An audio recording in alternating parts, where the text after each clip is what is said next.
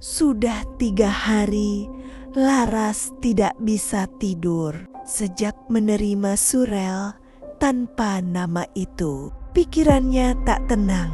Datanglah ke panti suara, lereng utara Gunung Wilis. Mereka menyimpan sesuatu yang tak boleh didengar manusia biasa. Awalnya ia mengira itu lelucon, tapi semakin ia mencari, semakin banyak keanehan. Nama panti suara tak tercatat di arsip resmi, tapi muncul dalam catatan rumah sakit kolonial tahun 1930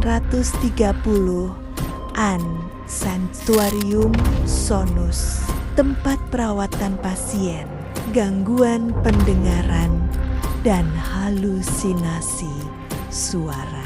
Laras, seorang jurnalis investigasi, merasa terpanggil. Ia menyiapkan alat perekam, kamera, dan buku catatan. Mobil travel yang ditumpanginya menurunkan dia di jalan tanah berkelok yang menanjak ke arah hutan jati. Di ujung jalan berdiri bangunan besar dari batu kelabu.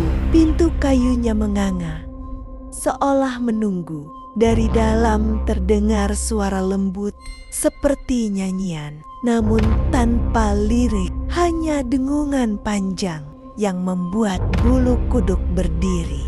Seorang wanita paruh baya muncul dari balik pintu. Tubuhnya kurus, kulitnya pucat, dan di dadanya tergantung kalung berbentuk corong suara tua. "Kau pasti Laras," katanya datar. "Tak, aku DR Wening. Maaf, tapi di sini kami tidak menerima tamu sembarangan." Laras memperlihatkan surat izin liput. Setelah diam cukup lama, DR Wening mengangguk pelan. Baiklah, tapi jangan terlalu lama di sini. Suara-suara tidak suka jika ada orang baru." Panti suara tampak seperti gabungan rumah sakit dan asrama. Lorongnya panjang dan lembab. Dindingnya ditutupi cat kusam berwarna abu kehijauan. Yang paling aneh, tak ada suara langkah kaki lain selain milik Laras. Padahal ia melihat bayangan orang lewat di ujung lorong beberapa kali. Sore itu, DR Wening mengajaknya ke ruang bawah tanah. Tangga menurun itu gelap dan berbau karat.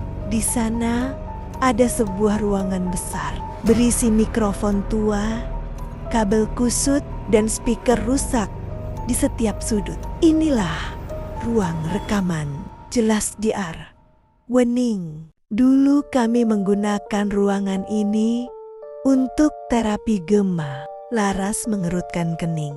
"Terapi gema?" "Ya." Pasien diminta berbicara, lalu mendengar ulang suaranya sendiri. Tapi beberapa pasien mengaku suara yang mereka dengar bukan milik mereka, melainkan seseorang dari balik gema. Ia menatap mikrofon tua itu lama sekali, lalu menambahkan dengan nada bergetar, "Sejak malam gerhana tahun 1962, tak ada yang berani ke ruangan ini. Karena saat itu, suara yang keluar dari speaker bukan milik manusia." Malam tiba. Laras menyiapkan alat perekam pribadinya di kamar tamu lantai 2. Hujan turun pelan. Suara tetes air dari atap membuat suasana semakin mencekam.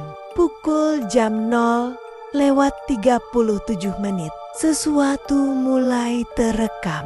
Langkah kaki di koridor pelan, lalu berhenti tepat di depan kamarnya. Ia memanggil, "Halo, ada siapa di sana?" Tak ada jawaban. Namun Ketika ia memutar rekamannya kembali, terdengar bisikan halus menjawab, "Halo Laras." Laras terkejut. Ia belum memperkenalkan namanya kepada siapapun kecuali DR Wening, dan suaranya bukan seperti bisikan biasa. Nada itu seperti gema di dalam gua, berlapis, berulang, dan setiap pengulangan terdengar lebih dekat ke telinga. Pagi hari, Laras menelusuri lorong barat panti. Dari balik pintu kayu terdengar suara kursi berderit. Ia mengintip dan melihat seorang wanita duduk menunduk di kursi roda. "Permisi, saya Laras, ibu pasien di sini." Wanita itu berbalik perlahan dan Laras membeku. Mulut wanita itu tertutup rapat oleh jahitan hitam. Namun dari tubuhnya jelas terdengar suara lirih. "Kami masih mendengar." Wanita itu meronta tiba-tiba, menatap tajam dengan mata putih seluruhnya. Dari speaker di pojok ruangan terdengar suara DR Wening berulang-ulang, "Jangan bicara dengan mereka, jangan jawab." Laras berlari keluar, tapi lorong di belakangnya berubah menjadi lebih panjang, seolah tak berujung, dan setiap langkah yang ia ambil terdengar 2 kali, seperti ada yang mengikuti. Laras nekat kembali ke ruang rekaman bawah tanah. Ia menyalakan mikrofon tua di tengah ruangan dan menekan tombol rekord. "Kalau ada siapapun di sini," katanya, "katakan sesuatu."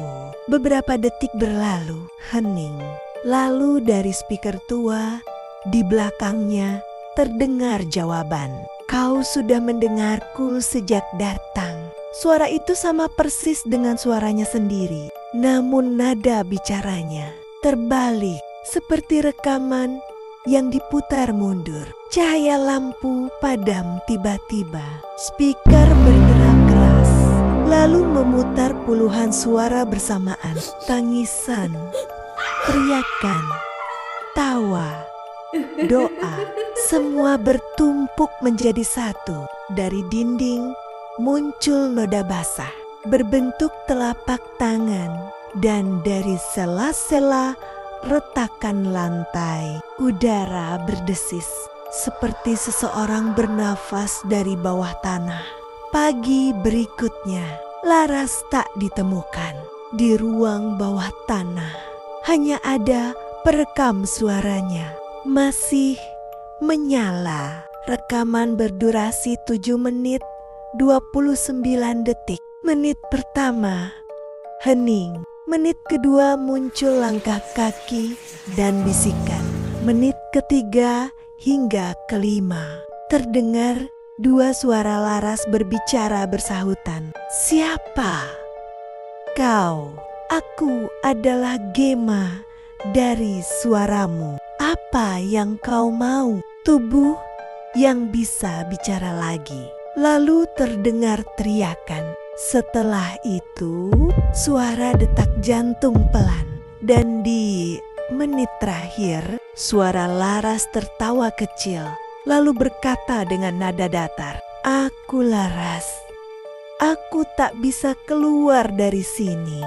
Seminggu kemudian, aparat datang menutup lokasi. Bangunan itu dinyatakan berbahaya karena retakan tanah dan gas beracun. Namun, salah satu petugas membawa pulang perekam suara yang ditemukan di lantai. Ketika ia mencoba memutarnya di rumah, ia mendengar suara lembut berbisik tepat di telinganya. "Kau mendengarku kan?" Sejak malam itu, tetangga mendengar suara perempuan menyanyi dari dalam rumahnya setiap jam 0 lewat 37 menit. Dan kalau kau coba merekamnya, di menit terakhir rekamanmu akan terdengar suara dirimu sendiri memanggil dari dalam.